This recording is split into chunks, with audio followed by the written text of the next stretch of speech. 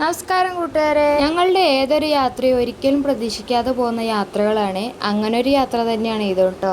രാവിലെ ഇപ്പൊ വീട്ടിൽ നിന്ന് എങ്ങോട്ടെങ്കിലും പോയിട്ടൊന്ന് കറങ്ങി വരാന്ന് പറഞ്ഞ് ഇറങ്ങിയതാണ്. അങ്ങനെ ആദ്യം ചുരം കയറി പിന്നെ എത്തി നിൽക്കുന്നതാണ് ഗുണ്ടൽപേട്ട്. യാത്ര ഇഷ്ടപ്പെടുന്ന പിന്നെ ഒരു ഫാമിലിയും കൂടെ ആകുമ്പോ പിന്നെ പറയേ വേണ്ടല്ലോ, എവിടേക്ക് വേണേലും പോയിട്ട് വരാം. അങ്ങനെ പോരുമ്പോഴാണ് കേട്ടോതാ ഇദ്ദേഹത്തിനെ കണ്ടത്. ആരാന്ന് മനസ്സിലായില്ലേ? ഒരാന. പിന്നെ ഫുൾ മാനുകളായിരുന്നേ. മാനിനെ ആദ്യം കണ്ടപ്പോൾ ഭയങ്കര ഇഷ്ടപ്പെട്ടു. പിന്നെ പിന്നെ പിന്നെ ഫുള്ള് ഇതന്നെ ആയപ്പോൾ ചെറുതായിട്ടൊന്ന് മടുത്തു. എന്നാലും കുഴപ്പമില്ല കേട്ടോ. കുട്ടികൾക്ക് പിന്നെ എത്ര കണ്ടു കഴിഞ്ഞാലും മടുക്കില്ലല്ലോ. അങ്ങനെ കണ്ട് കണ്ട് കർണാടക ബോർഡർ എത്തി.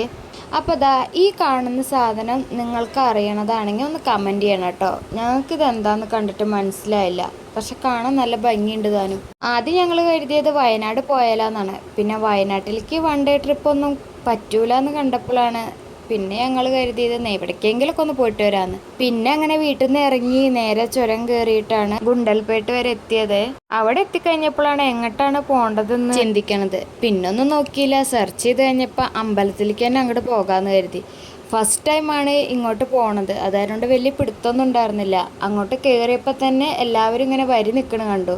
അപ്പോഴാണ് മനസ്സിലായത് ഉള്ളിലേക്ക് നമ്മളുടെ വണ്ടി വിടൂല, അവിടത്തുള്ള KSRTC ബസ് മാത്രമേ പോകത്തുള്ളൂ എന്ന്. പിന്നെ എന്താ ടിക്കറ്റ് എടുത്തു, വരി നിന്നു. അപ്പം പിന്നെ കയറി കഴിഞ്ഞപ്പോഴാണ് ഞങ്ങൾക്ക് മനസ്സിലായത് നമ്മളുടെ വണ്ടിയിലൊന്നും വരാൻ പറ്റില്ല എന്ന്. ഒരു വണ്ടിക്ക് മാത്രം കഷ്ടിച്ച് പോകാൻ പറ്റിയൊരു റോഡാണ് കേട്ടോ. പിന്നെ ഇങ്ങോട്ടും തിരിച്ചു വരുന്ന ബസ്സുകളും ഉണ്ട്, പക്ഷെ അവർ ഡ്രൈവേഴ്സിന് അത് എക്സ്പേർട്ടായല്ലോ. അത് കാരണം കൊണ്ട് പിന്നെ ആ ഒരു പ്രശ്നം വല്ലാണ്ട് ഉണ്ടായിരുന്നില്ല. അപ്പോൾ നല്ലൊരു വ്യൂ പോയിൻ്റാണ് കേട്ടോ എൻ്റെ മുകളിലേക്ക് എത്തിക്കഴിഞ്ഞപ്പോൾ ഉണ്ടായിരുന്നത്. എൻ്റെ കഷ്ടകാലത്തിന് അവിടെ എത്തിക്കഴിഞ്ഞതും എൻ്റെ ഫോണിലത്തെ ചാർജും കഴിഞ്ഞു. പിന്നെ നമുക്ക് ആ പ്രശ്നമല്ല, നമ്മളുടെ കയ്യിൽ ഏത് ഫോൺ കിട്ടുന്നോ ആ ഫോണിൽ വീഡിയോ എടുക്കുക, അതാണ് നമ്മളുടെ മെയിൻ പണി. ഇവിടുന്ന് അങ്ങോട്ട് കുറച്ച് അമ്മേൻ്റെ ഫോണിലും കുറച്ച് അച്ഛൻ്റെ ഫോണിലും കുറച്ച് ഏട്ടൻ്റെ ഫോണിലുമായിട്ട് ഞാൻ അങ്ങനെ മാറി മാറി ഫോട്ടോസും എടുത്തു കേട്ടോ.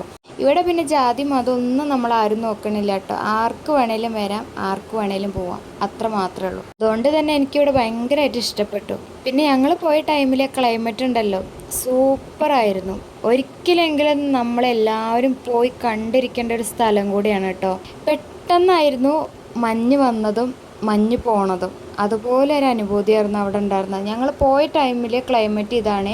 2 സെക്കൻഡും കൊണ്ടാണ് ഈ ക്ലൈമറ്റ് വേറൊരു മാതിരിയായത്. പെട്ടെന്ന് തന്നെ കാറ്റ് വന്നു, അതിനുശേഷം ഒരു മഴ വന്നു, അത് കഴിഞ്ഞതും മഞ്ഞ് വന്നു. നല്ല ഭംഗിയുള്ള ഒരു ക്ലൈമറ്റ് ആയിരുന്നു.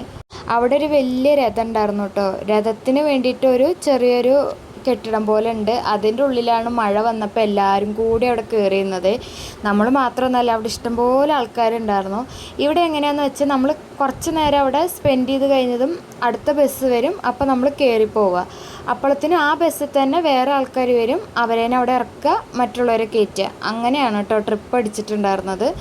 അപ്പോൾ അതാ നമ്മൾ പെട്ടെന്ന് തന്നെ മഴ വന്നതും മഴ പോയതും.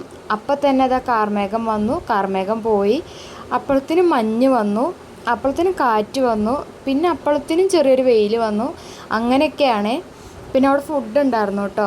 നല്ല സൂപ്പർ ടേസ്റ്റായിരുന്നു. കഴിച്ച് കഴിഞ്ഞിട്ടുണ്ടെങ്കിൽ കഴിച്ചും കൊണ്ടേ ഇരിക്കും. എനിക്ക് അമ്മ വാരിത്തരികയാണ് ചെയ്തത് കേട്ടോ, ഞാൻ ഈ വീഡിയോ എടുക്കുന്ന കാരണം കൊണ്ട്. കുട്ടികൾക്ക് പിന്നെ ഏട്ടനും അമ്മയും കൂടിയിട്ട് മാറിയിട്ട് അവർക്ക് കൊടുത്തു. അച്ഛന് പിന്നെ വേണ്ടാന്ന് പറഞ്ഞു. അപ്പോൾ അച്ഛൻ വേറെ ഫോട്ടോസും വീഡിയോസും എനിക്ക് എടുത്തു തരാൻ വേണ്ടി പോയിട്ടോ. എന്നൊക്കെ കൂടുതൽ സപ്പോർട്ടും അച്ഛനാണ് കേട്ടോ. യൂട്യൂബിൽ വീഡിയോസ് ഇടാനും ഫോട്ടോസ് ഇടാനൊക്കെ ഏറ്റവും കൂടുതൽ എടുത്തു തരുന്നത് അച്ഛൻ തന്നെയാണ്. അച്ഛൻ പറഞ്ഞിട്ടാണ് കേട്ടോ ഞാൻ ശരിക്കും യൂട്യൂബ് ഒരു ചാനൽ തുടങ്ങിയത്. അച്ഛന് വേണ്ടി തുടങ്ങിയതായിരുന്നു.